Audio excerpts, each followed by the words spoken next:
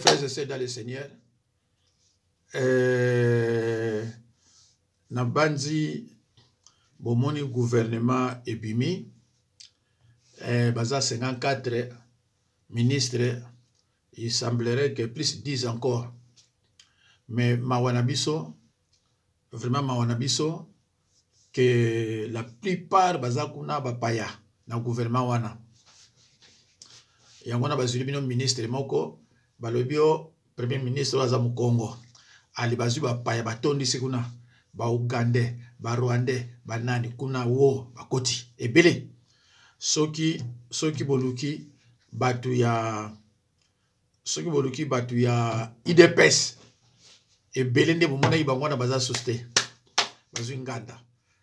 Bandeko na yebisaka binoke gouvernement zobimate parce que ba kolo pouvoir nanu ba décider te ba kolo pouvoir bazali na yango kuna pa na bango bazako décider oyote oyo abisobo oyote ngomoni ba bilonge belé ya kalezongi na banzi bomoni ndenge basambwisi Jean-Paul Jean-Pierre Bemba aki ministre d'État ya défense en tant que abimaka grand opposant bazongisi mbala moko na ministère ya transport ministère ya transport eza mukete eza pe munene mais ye ayebi rien na transport Bemba incompétent bavia papa na nyonso eloko mo salamate sikoyo ye transport ayebi yango wapi spécialisation na ye ezo yebana te un ancien rebelle abomisa bato ebele ye na bitumba bomisa bato ebele tatoyo na bazi ozomona ye bauti kosambusa ye tala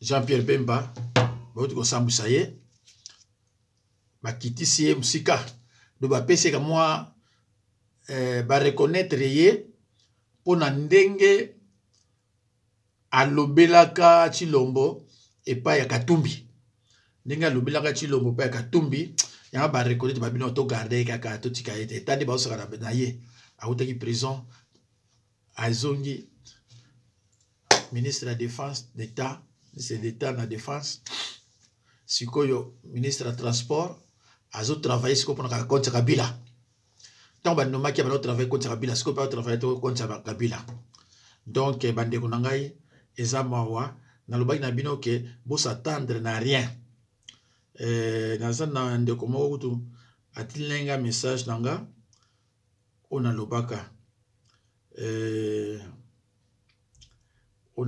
atilenga ngo mena banzi nyabwaki on quelque part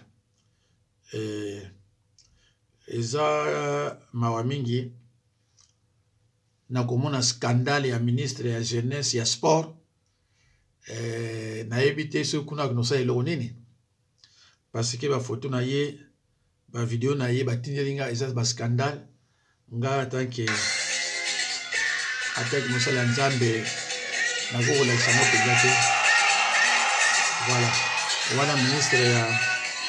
wana ministre ya finance pardon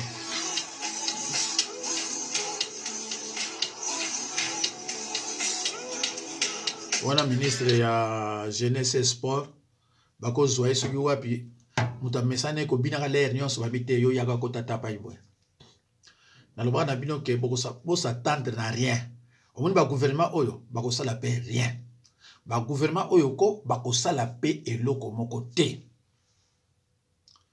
na loba na bino boko sutuka bola na bilo na chaka boko sutuka un jour ba ministre nyonso bakozala bapaya boko sutuka un jour ba ministre nyonso bakozala bapaya alors botala oyo suke bimina gouvernement oyo ba liste ezali bo meka ko vérifier ngo bo mona bapaya baza boni ba congolais pe baza combien voilà na loba na bino na bandenge nyonso nazana ngo mena ko tangela bino ngo te pe ase panzani partout ya ko pesanga décentralisation et ouais opesanga temps ya pamba ya kolekisa mais nani na lukelo moko ya Chilombo omoni ba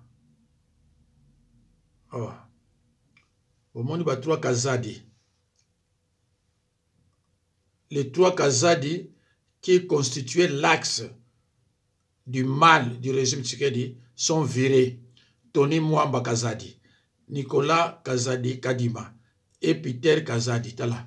Bango nyonso ba incompétent ba utala ba mboka premier fois ba mona yi pare kin mbala mo ba ministre ba incompétent ba vrai incompétent.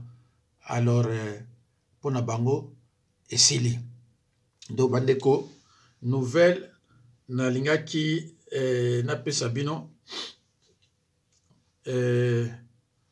eza yango wana ke bato wana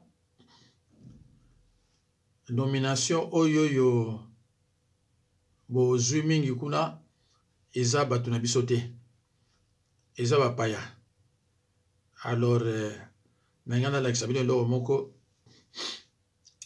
ya Chilombo ndenge ye moko ayebisaki bino ke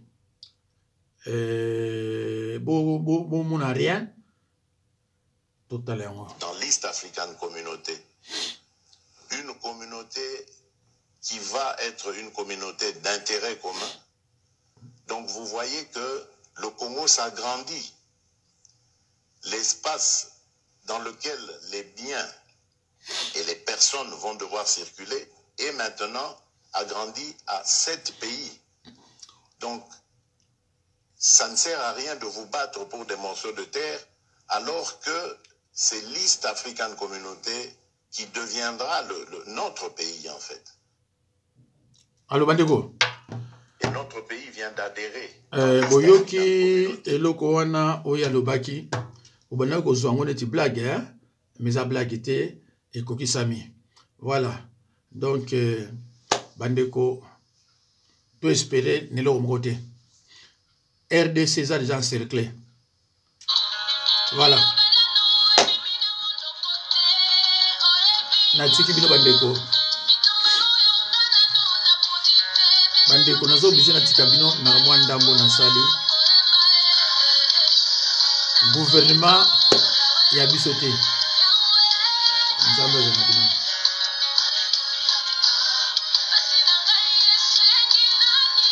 Mawa.